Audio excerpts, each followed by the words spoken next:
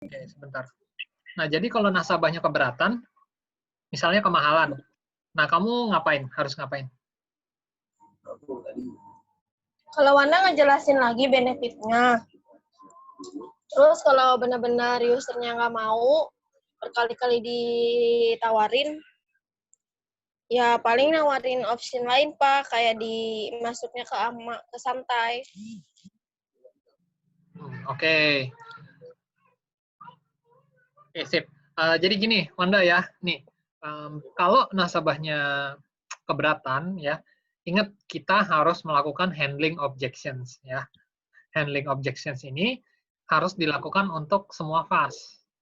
Nah, jadi misalnya nasabahnya nggak mau, ya. Ini wajar, namanya nasabah ya. Mereka pasti nyari yang paling murah. Oke. Handling objections, contohnya gini, nasabahnya kemahalan. Nasabahnya kemahalan. Nah, kamu jangan nyerah, ya. Jadi, jangan nyerah gitu aja. Kemahalan. Nah, bagus. Jadi, memang nasabah, dia merasa kemahalan, berarti dia mikir nih, ya. Takutnya dia nggak sanggup untuk bayar cicilannya. Jadi, kalau orang yang merasa kemahalan, ada bagusnya juga. Dia mikirin ke depannya. Nah, tapi kamu jelasin lagi ya, memang betul ada biaya tambahan, ya. Tapi benefitnya, nah jelasin lagi. Contoh tadi kan laptop ya, laptop mahal. Laptop itu mahal banget harganya. Mungkin di atas 10 juta atau dari rentang harga 7 sampai 15 juta atau mungkin 20. Ya cicilannya mahal, betul cicilannya mahal, harga laptopnya mahal. Tapi lebih parahnya lagi kalau itu rusak, LCD-nya rusak. Laptop rusak di mana sih? Udah pasti di LCD-nya. Ya, kalau LCD rusak gimana? Nah, ada dua. Antara itu nggak jadi laptop lagi, nasabahnya pakai monitor eksternal. Gitu. Harga LCD laptop mahal banget, ya, sangat mahal. Apalagi kalau harga laptopnya itu mahal. Nah, seperti itu, kamu jelasin. Jadi ingat harus ada handling objections-nya. Terus yang kedua kamu bilang hariannya cuma 3.000 sampai 5.000 kok, nggak mahal dibandingkan ganti harga laptop nanti yang mungkin di harga 4 juta sampai 5 juta.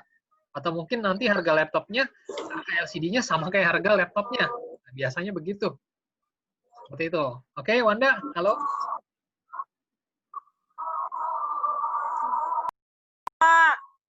Paham. Yang ketiga, jadi ingat, 3 handling objections ya. Yang terakhir, yang ketiga, kamu tunjukin. Nih, ini nasabah saya nih kemarin, dia pakai perlindungan. Ya, tadinya nggak mau, tapi akhirnya dia mau pakai juga. Terus kejadian ini, akhirnya diklaim. Ya, akhirnya diklaim dan bisa. Nih, kamu tunjukin testimoninya. Ya, testimoninya kamu tunjukin ke nasabah. Tuh, 3 ya. Handling objections, ya. Itu ada 3. Yang pertama, kamu kasih tahu, ya, harga LCD-nya berapa, mahal, sayang banget. Nah, tuh. Yang kedua, kamu bagi per hari, ya, bagi per hari. Yang ketiga, tadi testimoni, testimoninya kamu kasih lihat ke pelanggan, ya. Oke, Wanda, gimana? Iya, Pak. Siap. Oke. Mas Imam, halo. Halo Pak. Oke, siap. Baru nyampe Pak, maaf Pak. Siap. Bisa tolong nyalakan kameranya? Sip. Oke. Mas Imam, kendala ADLD apa aja? Oh, kendala. Untuk gini Pak, kita sih kemarin dari awal sih saya ngebut ya untuk LDLD. Cuman yang terakhir kemarin itu saya ini Pak lepasin untuk santai Pak. Jadi aman sama santai. Terus selain itu juga barangnya internasional Pak, garansi internasional. Gitu. Ya. Jadi kalau ya di itu mana? ITC Kun ya? Di ITC Kuningan Pak. Nah, Iya betul Pak. Ambas sama Ikun memang dari case-nya itu barang internasional nggak bisa nggak bisa dimasukin ke penetrasi ADLD ya, internasional ya. Iya Pak, betul Pak. Ya. Oke, itu kita memang bukan kamu aja, ada Afrimon, ada yang lain juga kendalanya sama. Itu nanti kita akan tanyakan ke pihak terkait ya kalau untuk garansi internasional. Oke. Nah, jadi solusinya gimana nih? Kita barang internasional memang belum bisa. Nah, solusinya untuk ningkatin ke depannya gimana kalau dari Imam sendiri? Kalau saya sendiri sih kemarin gini Pak, kalau untuk harga yang range di bawah 5 juta itu saya pastiin itu nggak lepas dari LDLD gitu. Oke. Tapi kalau untuk udah di atas itu, di atas 10 juta, ya paling ya gitu, aman sama santai. Terus gini Pak, saya juga yang saya takutin gini, kemarin itu bulan bulan Agustus kan ada yang 3 pas nih Pak. 3 pas dengan harga yang tinggi nih. Ini saat ini PSPD saya tuh agak lumayan gitu, takutnya di situ gitu. Palma saya selalu jelasin kan benefitnya kan, cuman yang saya takutin nih pas nyampe rumah customer kan kadang ngitung-ngitung nih kok mahal banget ya kan, apalagi 3 pas ya kan dengan harga yang mon yang killer gitu ya. Ya. Nah bulan ininya PSPD-nya agak lumayan gitu. Oh, baik. Ya, Jadi ada yang gagal bayar. Iya, soalnya saya lihat di PSPD itu ada 2 nasabah kalau nggak salah deh Pak. Itu pemotongan itu 260 gitu. Mungkin itu 2 nasabah yang dengan 3 fas itu. Baik. Iya. Dari awal kamu udah jelasin kan ya? Saya selalu jelasin. Jadi pas saya hitung itu saya jelasin. Nah pas di tengah juga kadang saya ya nanya kan, ngasih tahu. Terus pas closing, pas untuk tanda tangan juga saya jelasin kok. Oke. Gini, nasabahnya hubungin kamu lagi nggak? Nggak ada sih Pak, nggak dihubungin sih Pak. Untuk Nggak, nanya yang cuman pas. itu sih baru, iya maksudnya saya baru lihat-lihat di ini baru kemarin sih, baru saya cek. Oke. Gini, kalau FSTPD memang kemungkinan pasti ada ya. Namanya itu kemungkinan pasti ada. Oke. Cuman satu lagi, kalau memang nasabahnya merasa keberatan, kemahalan ya, mungkin nasabahnya kamu udah jelasin nih, terus nasabahnya iya aja, terus sampai rumah dia kurang puas gitu ya, dia kurang puas, terus dia merasa kemahalan. Nggak apa-apa, ini kamu jelasin lagi manfaatnya. Jadi gini, itu harga segitu ya, harga dengan 3 fas, berarti total fasnya per bulannya di atas 150.000 ya, Imam ya? Iya, 100, iya. Dengan Betul, selisih, Pak. ya, dengan selisih 150.000 ya, itu yang Bapak atau Ibu dapetin itu banyak banget, ya banyak banget. Lebih dari segitu yang Bapak atau Ibu bisa dapetin. Contoh, misalnya kalau sakit, cicilannya dibayarin, itu udah berapa? Ya, kalau sakit, cicilan dibayarin. Terus, perlindungan rumah, kalau banjir dikasih 10 juta. Lalu kalau barangnya kenapa-napa, diperbaikin gratis. Jadi yang nasabah dapetin itu bisa belasan juta gitu. Itu sih, ya, kalau memang mereka merasa mahal, itu ditegasin lagi sama mereka. Mereka ngeluarin 150.000, mereka dapatnya jutaan. Ya, itu. Oke, Imam.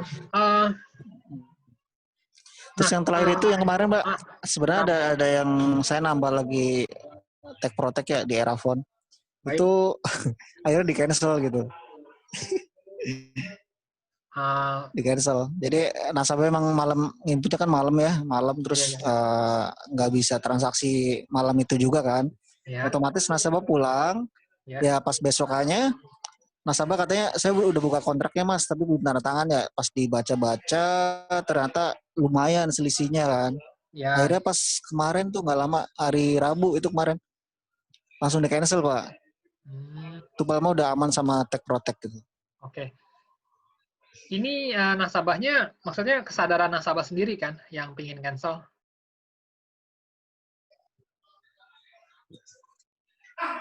Maksudnya dari nasabahnya, iya, betul, ya, cancel, bukan dari kamu kan? Dari nasabah ya, dari nasabahnya. Berarti ini kalau dari cerita kamu, nasabahnya tahu, di rumah dia udah tahu nih. Jadi dia udah tahu. Pas itu.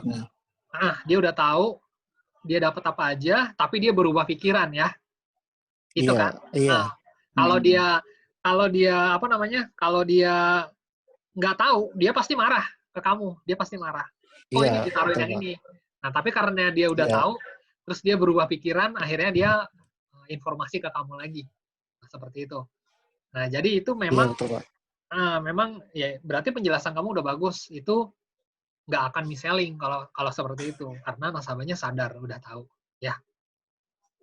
Iya, Pak.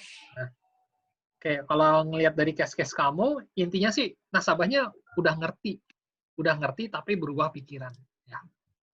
Iya, Pak, betul, Pak. Nah, kalau berubah pikiran ya itu saran saya sih yang 3 tadi tuh yang saya udah kasih tahu ke kawan-kawan ya. Yang pertama apa namanya? Dikasih tahu ya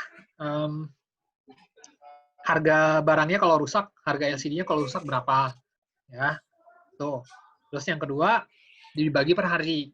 Yang dibagi per hari. Terus yang ketiga testimoni ya. Kasih lihat aja WhatsApp nasabah-nasabah kamu yang lain yang udah proses klaim tapi berhasil. Tuh ya. Tuh, itu untuk handling objections-nya. Oke, Iya, kawan-kawan. Pak.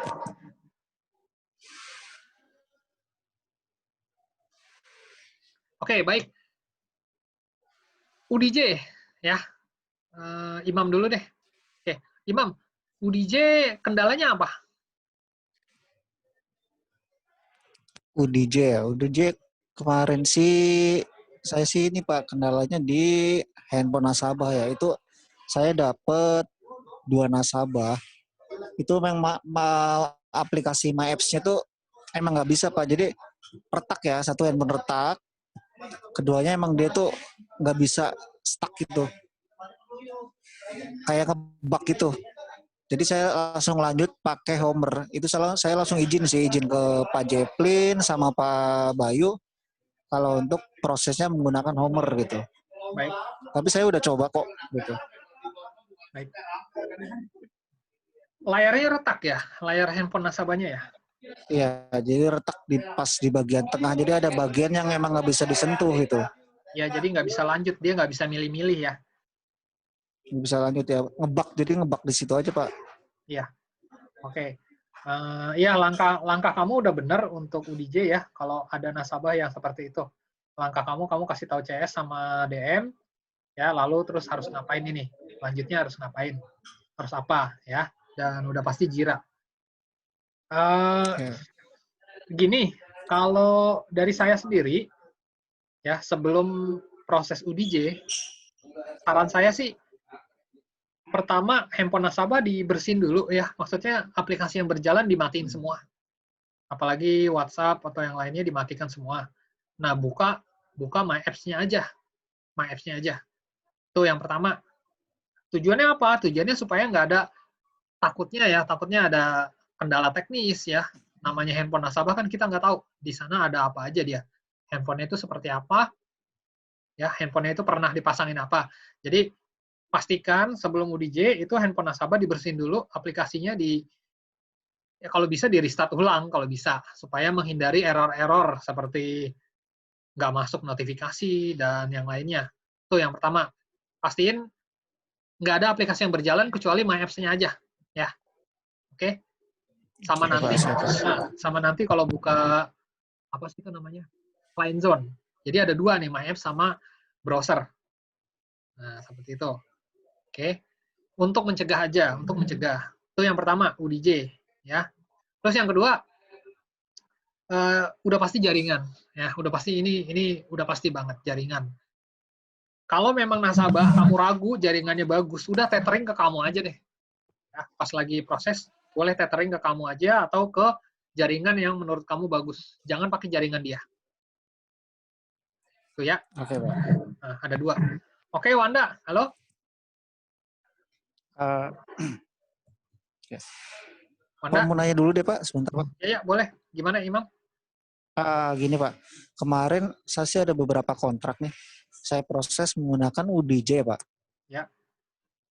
Nah terus pas saya masukin, kalau pakai UDJ nih Pak, saya masukin kode tipers, itu kenapa setelah send tuh saya cek ya kan, saya langsung cek di Homer itu kok munculnya kode referral itu kok nomor nick SA ya Pak? Oke. Nah ya. Terus Ya. kalau saya menggunakan Homer atau menggunakan PP itu tetap saya masukin TP nomor handphone si Tipers tetap munculnya tetap kode Tipers kan. Sedangkan kalau pakai UDJ munculnya kok kenapa nick saya gitu Pak? Takutnya nggak masuk penetrasi ke Tipers juga kan? Ya. Gitu. Terus aneh aja masuknya kok masuk nick saya gitu. Ya. Nah, nggak apa-apa. Gitu. Masuk nick itu tandanya dia ngelinknya ke kamu. Jadi itu dari kamu. Jadi kalau munculnya nick kamu itu nggak apa-apa. Itu lanjut aja. Itu masuknya ke dia ya. Itu masuknya ke kode tipes dia itu. Artinya dia memproses dari aplikasi kamu. Kode tipesnya itu masuk ke gitu ya, aplikasi Pak. kamu. Oke, itu saya cuma takut AF aja gitu Pak. Enggak. Takutin itu aja sih. Karena memang udah banyak yang muncul seperti itu dan nggak apa-apa. Ya, masuk kok penetrasinya. Siapa?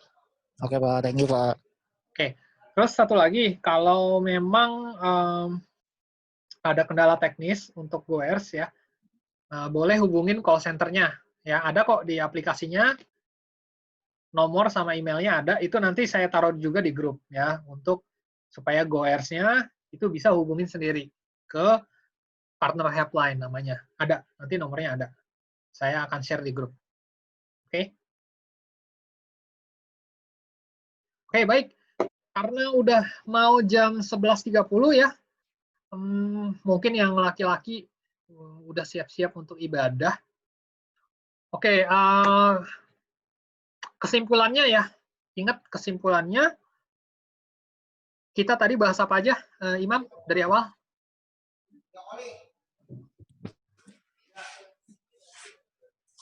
Tadi sih saya sempat simak pas saya di jalan sih ya Pak. Tapi agak-agak saya ya benefit ALDLD, Tekportek sama UDJ sih Pak. Oke, sip. Iya, betul, itu. Ya, jadi agendanya itu ada 2 hari ini. Kawan-kawan ADLD ya. Benefitnya apa aja tadi, Imam? Udah tahu? Boleh sebutin lagi? Dengar sih Pak. Easy cover?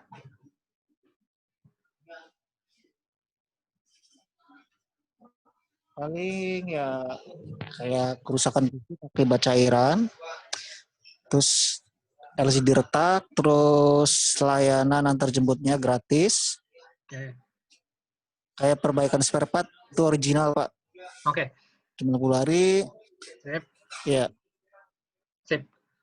Oke, iya itu. Tadi kita bahas manfaat, ya, benefit ADLD, yaitu ada easy cover, max cover. Ya, easy cover ingat ada fisik cairan, layanan antar jemput, ya.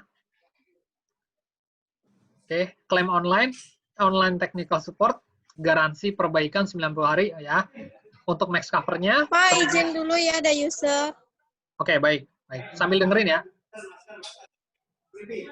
Oke, max cover-nya ingat, max cover-nya itu ada pelindungan terhadap kekerasan, ya, ditodong, dijambret, lalu garansi aksesoris. Setelah garansi aksesoris itu ada voucher kalau diperbaikinya lama, nasabah akan dikasih, ya, perlindungan aksesoris, layanan antar jemput, garansi pabrik. Nah, ingat. Lalu klaim, ingat nasabah, klaim garansi jangan lama-lama, kalau bisa hari itu juga, karena maksimalnya 7 hari.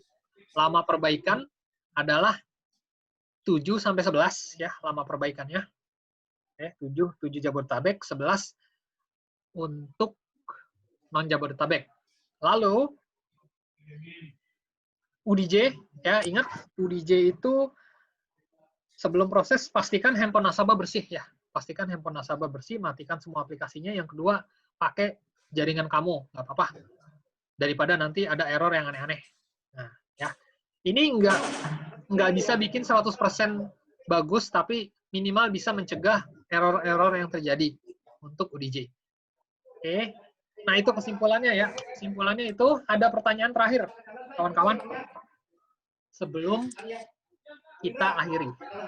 Apakah ada pertanyaan? Nggak ada Pak. Oke, kalau nggak ada, ya makasih banyak ya Imam ya. Siapa? Oke, thank you. Assalamualaikum warahmatullahi wabarakatuh. Ya. Waalaikumsalam warahmatullahi wabarakatuh.